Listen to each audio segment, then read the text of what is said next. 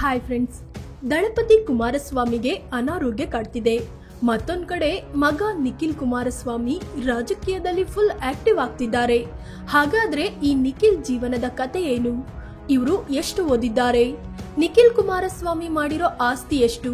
ಶಿಕ್ಷಣ ಮುಗಿದ ಬಳಿಕ ನಿಖಿಲ್ ಮಾಡಿದ್ದೇನು? ಈಗ ಸಡನ್ ಆಗಿ ರಾಜಕೀಯದಲ್ಲಿ ಆಕ್ಟಿವ್ ಆಗ್ತಿರೋದು ಯಾಕೆ? ಎಲ್ಲವನ್ನ ಈ ವಿಡಿಯೋದಲ್ಲಿ ಹೇಳ್ತೀವಿ. ಅದಕ್ಕೂ ಮುನ್ನ ನೀವಿನ್ನು ನಮ್ಮ ಚಾನೆಲ್ಗೆ ಸಬ್ಸ್ಕ್ರೈಬ್ ಆಗಿಲ್ಲ ಅಂದ್ರೆ ಈ ಕೂಡಲೇ ಆಗಿ ಪಕ್ಕದ ಬೆಲ್ ಐಕಾನ್ ಮೇಲೆ ಕ್ಲಿಕ್ ಮಾಡಿ. 1988ರ ಜನವರಿ 22ರಂದು ಜನನ. ನಿಖಿಲ್ ಕುಮಾರಸ್ವಾಮಿ ಮಾಜಿ ಪ್ರಧಾನಿ ಎಚ್.ಡಿ. ದೇವೇಗೌಡರ ಮುದ್ದಿನ ಮೊಮ್ಮಗ. 1988ರ ಜನವರಿ 22ರಂದು ಬೆಂಗಳೂರಲ್ಲಿ ಜನಿಸಿದ್ರು ನಿಖಿಲ್. ಇವರಿಗೆ 37 ವರ್ಷ ವಯಸ್ಸಾಗಿದೆ. ತಂದೆ ಮಾಜಿ ಸಿಎಂ ಕುಮಾರಸ್ವಾಮಿ, ತಾಯಿ ಅನಿತಾ ಕುಮಾರಸ್ವಾಮಿ. ನಿಖಿಲ್ ಜನಿಸುವಾಗ ಇನ್ನೂ ಕುಮಾರಸ್ವಾಮಿ ರಾಜಕೀಯದಲ್ಲಿ ತೊಡಗಿಸಿಕೊಂಡಿರಲಿಲ್ಲ. ಆಗಿನ್ನೂ ಸಿನಿಮಾ ಕ್ಷೇತ್ರದಲ್ಲಿ ಎಚ್.ಡಿ.ಕೆ ಬ್ಯುಸಿ ಆಗಿದ್ರು. ನಂತರದಲ್ಲಿ ಕುಮಾರಸ್ವಾಮಿ ರಾಜಕೀಯಕ್ಕೆ ಬಂದ್ರು. ಆದ್ರೂ ಆರ್ಥಿಕವಾಗಿ ಮೊದಲಿನಿಂದಲೂ ಏನೂ ತೊಂದರೆ ಇರಲಿಲ್ಲ.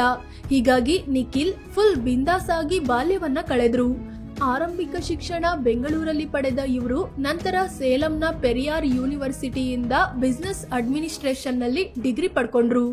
ಶಿಕ್ಷಣ ಮುಗಿದ ಬಳಿಕ ಮಾಡಿದ್ದೇನು? ನಿಖಿಲ್ ಕುಮಾರಸ್ವಾಮಿ ಶಿಕ್ಷಣ ಆದ್ಮೇಲೆ ಸಿನಿಮಾ ಕ್ಷೇತ್ರದಲ್ಲಿ ತಮ್ಮನ್ನ ತಾವು ತೊಡಗಿಸಿಕೊಂಡ್ರು. ಕಾಲೇಜು ದಿನಗಳಲ್ಲಿ ಆರಾಮಾಗಿದ್ದ ನಿಖಿಲ್ ತುಂಬಾ ದಪ್ಪ ಇದ್ರು.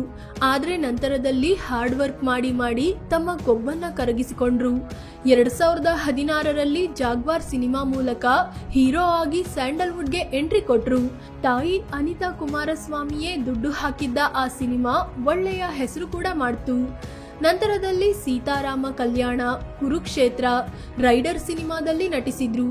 ಜಾಗ್ವಾರ್ ಸಿನಿಮಾದಲ್ಲಿನ ಇವರ ನಟನೆಗೆ ಬೆಸ್ಟ್ ಆಕ್ಟರ್ ಅನ್ನೋ ಅವಾರ್ಡ್ ಕೂಡ ಸಿಕ್ಕಿತ್ತು.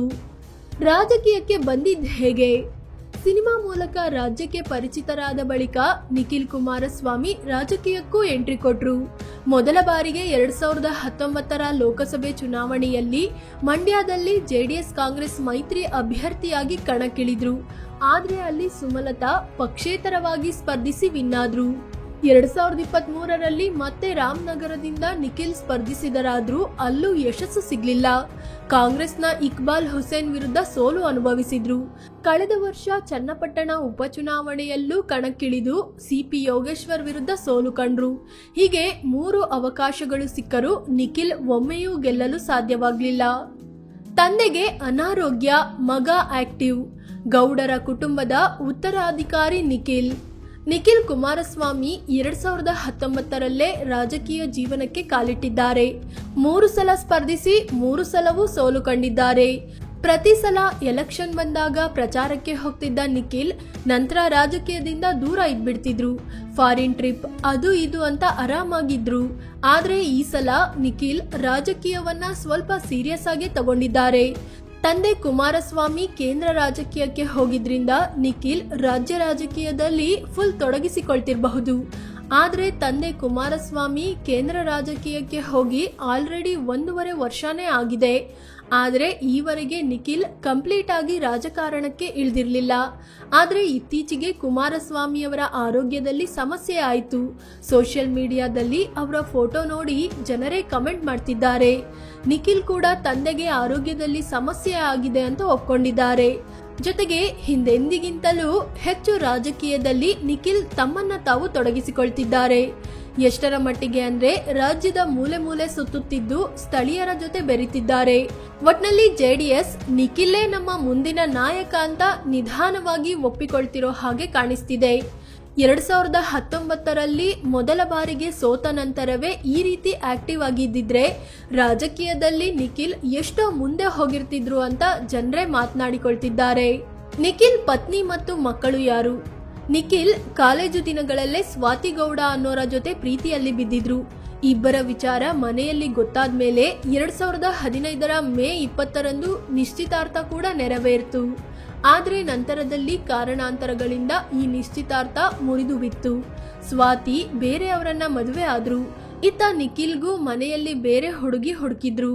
ಕಾಂಗ್ರೆಸ್ ಹಿರಿಯ ನಾಯಕ ಲೇಔಟ್ ಕೃಷ್ಣಪ್ಪ ಅವರ ಅಣ್ಣನ ಮೊಮ್ಮಗಳು ರೇವತಿ ಜೊತೆ 2020 ಫೆಬ್ರವರಿಯಲ್ಲಿ ನಿಖಿಲ್ ನಿಶ್ಚಿತಾರ್ಥವಾಯಿತು. ರೇವತಿ ತಂದೆ ರಿಯಲ್ ಎಸ್ಟೇಟ್ನಲ್ಲಿ ತೊಡಗಿಸಿಕೊಂಡಿದ್ರು. ಅದೇ ವರ್ಷ ಏಪ್ರಿಲ್ನಲ್ಲಿ ಕೊರೋನಾ ಲಾಕ್ಡೌನ್ ಟೈಮ್ನಲ್ಲಿ ನಿಖಿಲ್ ರೇವತಿ ಮದ್ವೆ ಆಯಿತು. ಸಿಂಪಲ್ ಆಗಿ ನಡೆದ ಮದ್ವೆಯಲ್ಲಿ ನೂರಾರು ಜನ ಭಾಗಿಯಾಗಿದ್ರು. ಈಗ ದಂಪತಿಗೆ ಅವ್ಯಾನ್ ದೇವ್ ಅನ್ನೋ ಮಗ ಕೂಡ ಇದ್ದು ಆರಾಮಾಗಿದ್ದಾರೆ. ನಿಖಿಲ್ ಆಸ್ತಿ ಆದಾಯದ ಮೂಲವೇನು?